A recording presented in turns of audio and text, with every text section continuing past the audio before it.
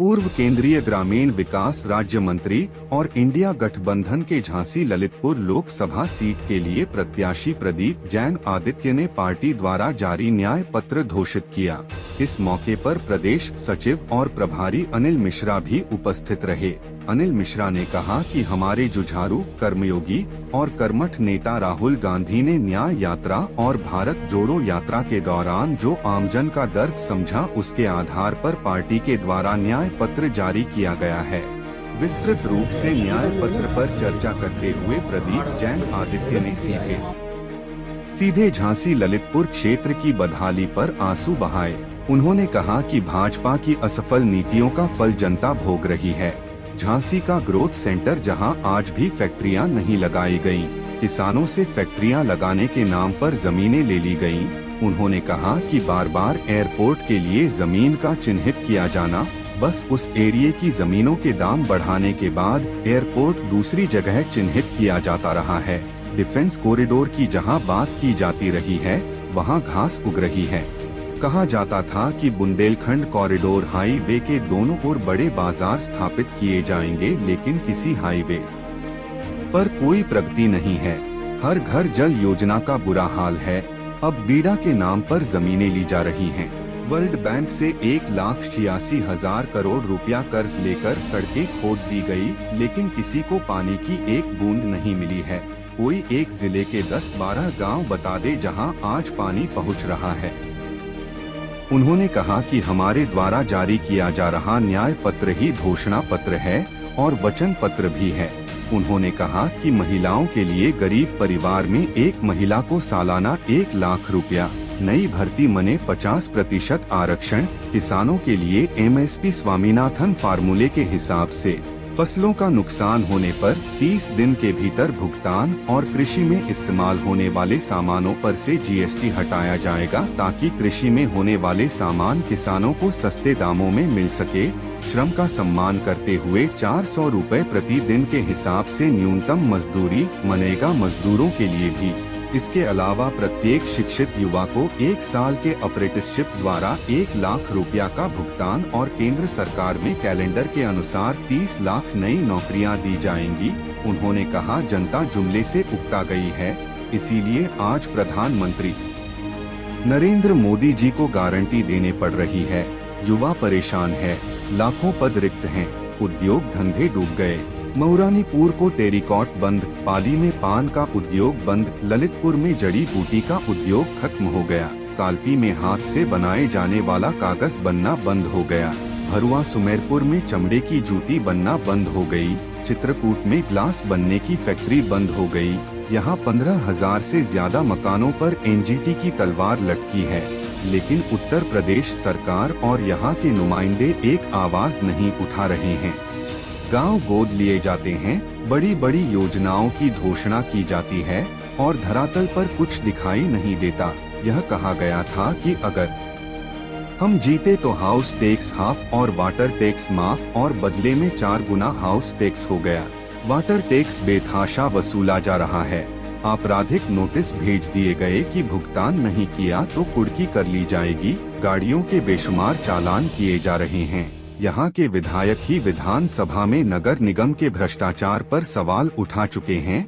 सड़कों पर छाते लगाए गए जिनका किराया उनकी कीमतों से अधिक है। इस स्थिति में झांसी ललितपुर के लोग आज गारंटी नहीं चाहते, वो चाहते हैं कि जनता को सुविधा पहुँचना चाहिए, वो पहुँचना चाहिए। उन्होंने यह भी कहा कि झांसी की जनता यह भी जानना चाहती है कि क्यों झांसी में संत रविदास की प्रतिमा स्थापित नहीं हो सकती, जो गरीब अहिरवार भाइयों पर मुकदमे लगा दिए गए। उन्होंने कहा कि बताया जाए कि गरीब अहिरवार भाइयों पर से कब सरकार मुकदमे वापस लेगी। जिस रेल फैक्ट्री का उद्घाटन प्रधानमंत्री जी ने किया, उसमें भी आज 8% लोग काम कर रहे हैं। राजकीय संग्रहालय सिर्फ सिक्योरिटी गार्ड के सहारे पर चल रहा है।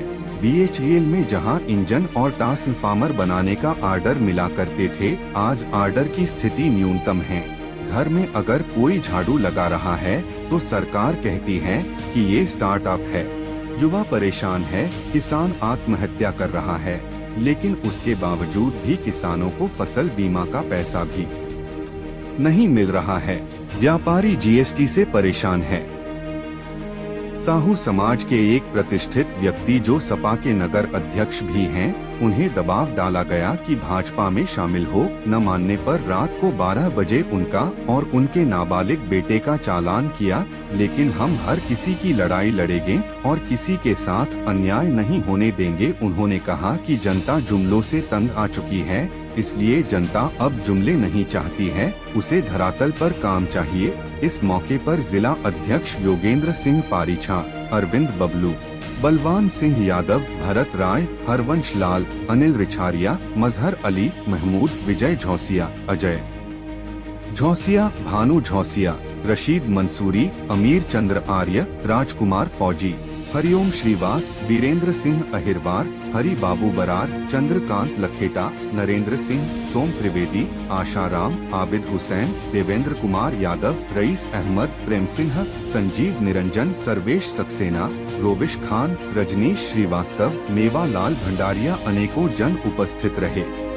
मंत्री जी, किस बात को लेकर प्रेस कॉन्फ्रेंस बुलाई गई? आज पूरे उत्तर प्रदेश के अंदर हमारे राष्ट्रीय अध्यक्ष मल्लिकार्जुन खड़गे और हमारे नेता राहुल गांधी के साथ आज उत्तर प्रदेश के हर जिले में अविनाश पांडे जी और अजय राय के साथ हम लोगों ने कांग्रेस गारंटी कार्ड को जारी किया। और ये गारंटी है, ये जुमला नहीं है। और जिस गारंटी के शब्द को इस सरकार ने चुराने का काम किया, हकों पर डकैती करने का काम किया, हम लोग वचन देते हैं, हम गारंटी देते हैं। हमने गारंटी दी है कि हर गरीब परिवार की महिला को 1 लाख रुपए सालाना हम देंगे।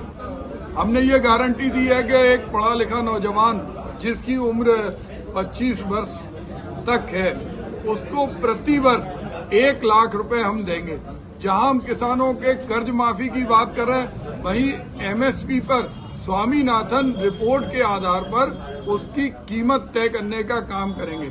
हम सामाजिक आर्थिक आधार पर जो जातियां हैं, उनकी हिस्सेदारी और भागीदारी उनकी संख्या के आधार पर करेंगे। मनरेगा के अंदर जहां मजदूरों को उनके हक को काटा जाता है, जिन राज्यों में हम देश के हर मजदूरों को न्यूनतम वेतन 400 रुपए देंगे। इसके अलावा बहुत सारी चीजें हम लोगों की हैं जिनके माध्यम से हम चाहते हैं देश का, हर प्रदेश का गरीब से गरीब व्यक्ति मुख्य धारा में जुड़े। आज चाहे सिलेंडर की बात हो, चाहे इलाज की बात हो, चाहे व्यापार की बात हो, चाहे ओल्ड पेंशन स्कीम की बात हो, हर स्कीम पर कांग्रेस ने आज गारंटी दी है।